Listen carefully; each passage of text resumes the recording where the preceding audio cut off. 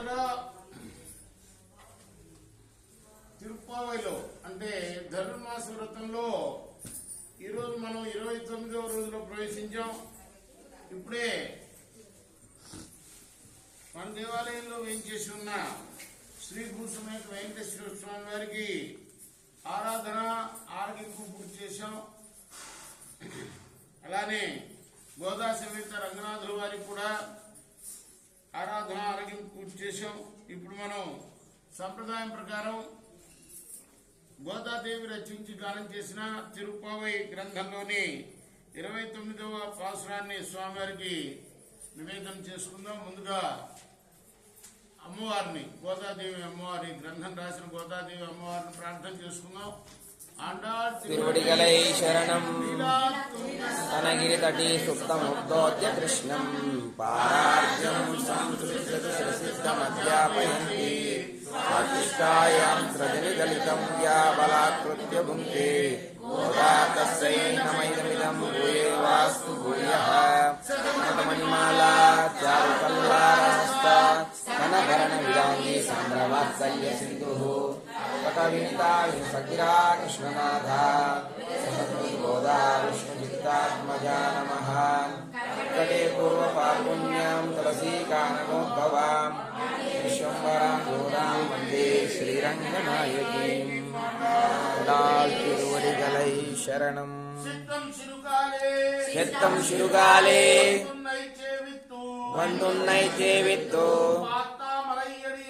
மத்தாமரையடியே ஓத்தும் பாருள் கேளாய் மெத்தன்னையம் ஏற்றும் உலத்தனில் பிறந்தனி உத்தே வளங்களை எத்தாமற் போகாதுல் தப்பறை சொல்வானன்றுகான் கோவிந்தா மெத்தைக்கு மேலேலோ பிறவிக்கும் உன்னோ தோமேயா நாமால் செய்தோ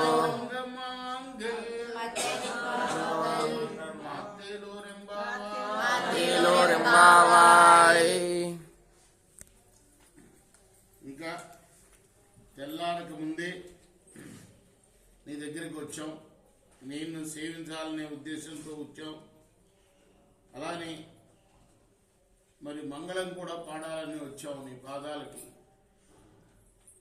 దానికి ప్రయోజనం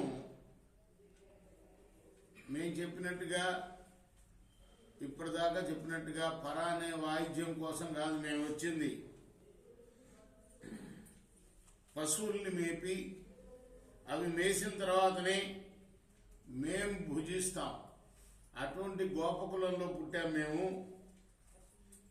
ఏనాటికి 7 జన్మలకి కూడా ఈ జన్మలో ఏ విధంగా నీతో విడరాని బంధం కలిగిందో అటువంటి బంధుత్వం మాకు కావాలి. దానికోసం వచ్చిన వాళ్ళమే కానీ ఏదో పరా అనే వాయిద్యం కోసం వచ్చిన వాళ్ళం కాదు మేము. ఏ జన్మ ఎత్తినా నీకు సేవ చేసే వాళ్ళం కావాలి మేము. ఇతర కోరికలు ఏవి లేకుండేటట్లుగా నువ్వే అనుగ్రహించాలి మమ్మల్ని. ఇది ఈ పాసురానికి అర్థం. అండా తిరువడిగలై శరణం. మనం